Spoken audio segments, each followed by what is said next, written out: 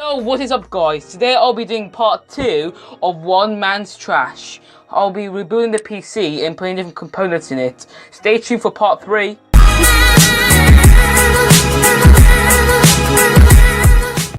Without further ado, let's get straight into the video. Remember, this is not a tutorial, this is just me blogging about what stuff I do. But before everything starts, you should always touch something metal or get an anti-static wristband because it will help you not get electric shocks from any components from a computer and not discharge them so they don't work again.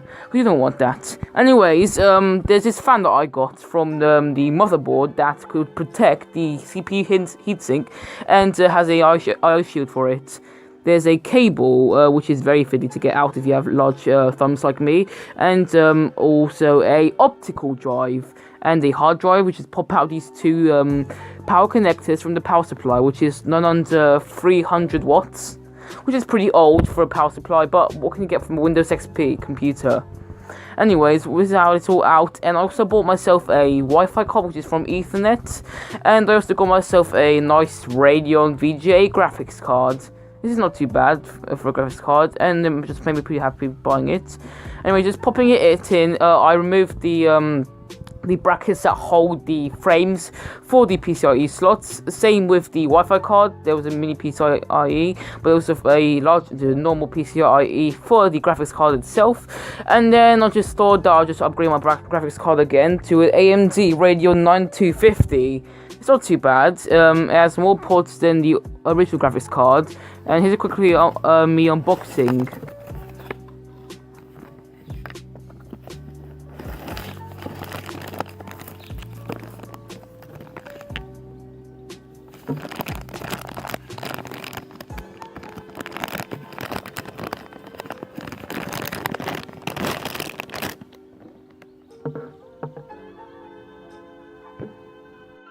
Looking at the new Radeon graphics card, on the left it has more ports than the old graphics card on the right. It is more high-end and has more ports and gives the computer a just more futuristic feel. Having it in my hand, it just felt really nicely, and it has a cable which could stick out a bit, but if you know how to use it, then it should go well.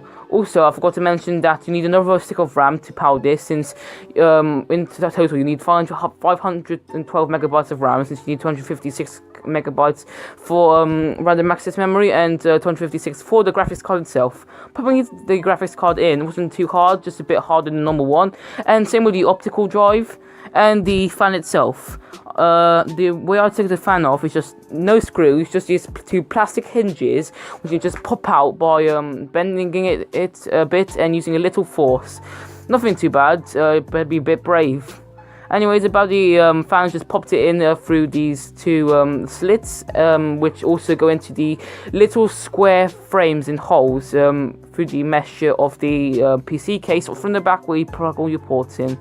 Also, the RAM not too bad either, and the old graphics card has a larger heatsink, which uses more power and energy from the power supply.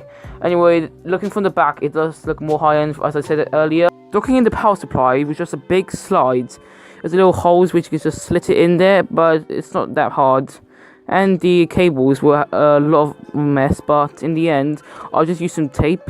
Do not repeat with me after this, but just plug these in and then tape them together for cable management purposes. I might get some LEDs to show off my PC, but I might use this for a giveaway too either.